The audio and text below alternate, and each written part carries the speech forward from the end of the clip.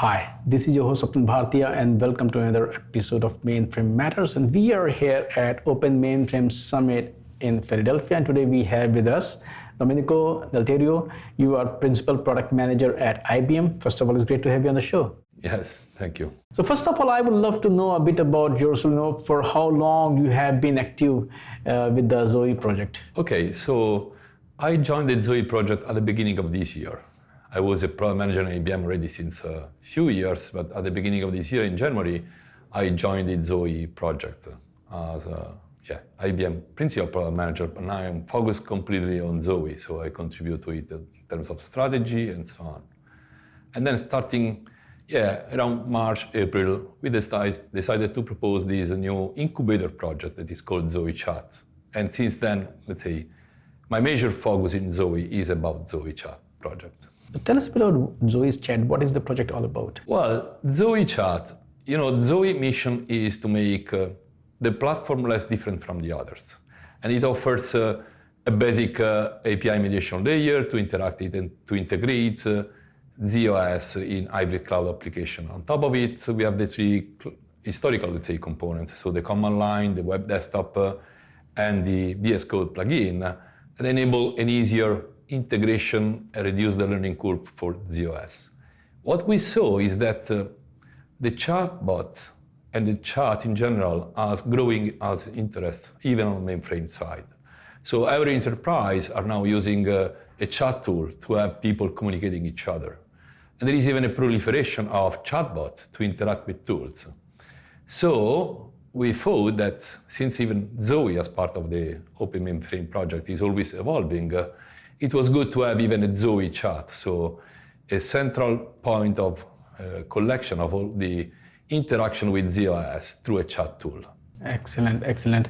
Who is it for? It is for all the chat users, I would say. So there is no one specific persona.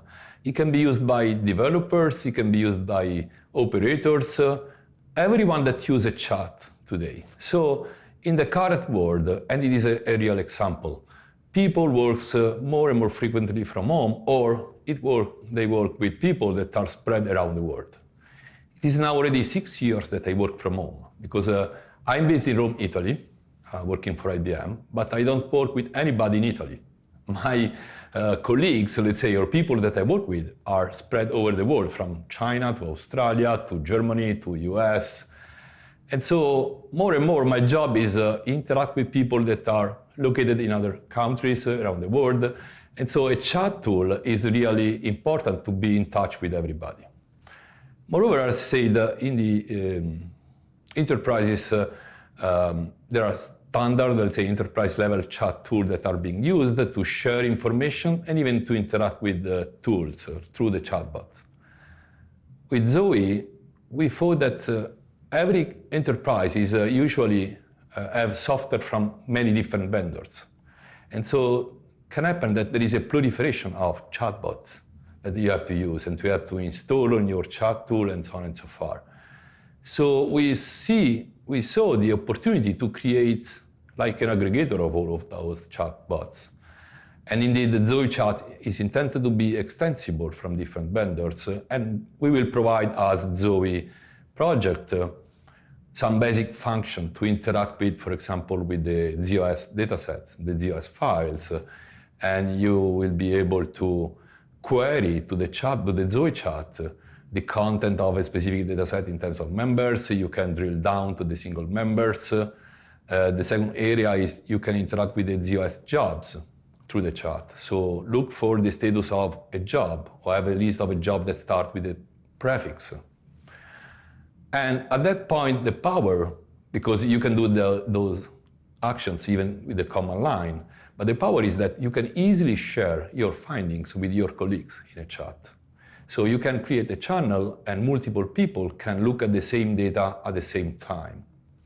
And then from there, you can have e-link even to launching contacts. For example, one thing that the people that I showed the Zowe Chat preview were really excited about was you got a job in error or abandoned. And you got even a specific message code but you are not really an expert of all the ZOS message code. So you can have in the Zowe Chat the link to the web page with the description of that message code, what it means and what are possible recovery actions. And you can share with your colleagues in the chat quite easily because you are all on the same channel, and so you see the same data and you have the same link. Then through Zowe Chat you can even navigate through Unix system services files, and you can even get an alert. It is a feature that many people really likes. So I was at Share Columbus in August, and I presented Zowe Chat, and there were a couple of customers. The session was really interactive. One of them said to me, I came to this session to listen and to understand if I can use anyway this Zowe Chat, is brand new. And he said, now I understand how I can use it, because in my company, we have a job that's run every hour and check for long-running SQL queries. If it found any long-running SQL queries, he sent an email to alert that there is something wrong. It means that I have to check my email at least once per hour to see if there is any problem. With Zowe Chat, I can get the alert on my smartphone. Just say me there is this SQL that is long-running. The alert can be sent to me and to the owner of the SQL. We can see together what's the problem, and eventually take an action directly from the chat. So it's really an enabler for what is called chat ops. That is a collaboration model. An enabler to share information easily, and so to solve the problem, because at the end we want to solve the problems. Excellent, yeah. How old is the project, and what kind of adoption have you seen it within the community? Well, the project, as I said, was started in May this year, and it's now an incubator. And we already have a couple of vendors contributing to the squad team, that is the team that works on the component. Our plan is to have the technical preview by October this year, so in basically 1 month or something more, and the first version by March next year.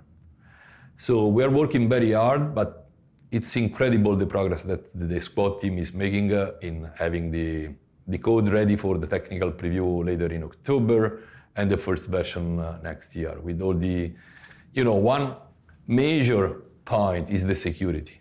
Every time on mainframe, the first question after 10, 15 minutes, you get the question about the security.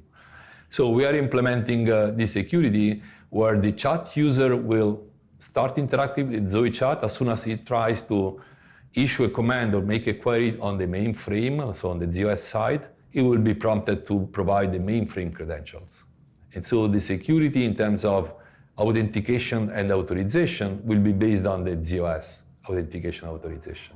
Now I wanted to talk just about the Zowe project. It's a relatively new project, but it's playing a very important role in the mainframe and open mainframe space. So first of all, talk about what do you see is the role of the Zowe project, and where do you see it's going? Okay, so Zowe project now it's older than the Zowe Chat only, and a recent report from Arcadi showed that in 2021, the number of enterprises that adopted Zowe doubled in 1 year. So moved from something like around 10% of the enterprise to 19%. And the survey respondents said 50% of them say that they will test or adopt it in the next year, that is this year. So the adoption of Zowe is growing. And I'm now working on Zowe specifically since the beginning of this year, but earlier than that, I was owning products, commercial products in IBM that were extending Zowe. And I saw that the level of adoption and interest around Zowe is growing mainly due to all the ecosystem. Well, even due to all the ecosystem that there is around Zowe. So it's not only what Zowe provides as open source projects that are mainly the interaction with the ZOS resources and metrics, but it's even the availability of more than 70 extensions of Zowe that makes it really interesting. It is open source, but now it's supported by more than one vendor, let's say, if you want. And as I said, many enterprises are not single vendor. They have software from multiple vendors. So having a framework like Zowe that allows you to plug in the extension from multiple vendors, and you have always the same framework enables even a faster growth. The main advantages are, for sure, it is easy to use Zowe. So it allows you to use and to interact with ZOS through a command line, so you can easily integrate it in your scripts or automation, or you can use even the command line interactively without having the real need to learn the, let's say, historical mainframe interfaces. The VS Code extension is even getting a lot of interest and growing in terms of adoption. We have more than 60,000 downloads of the VS Code, and it is because it's the environment that most of the next generation, of the new generation, knows already.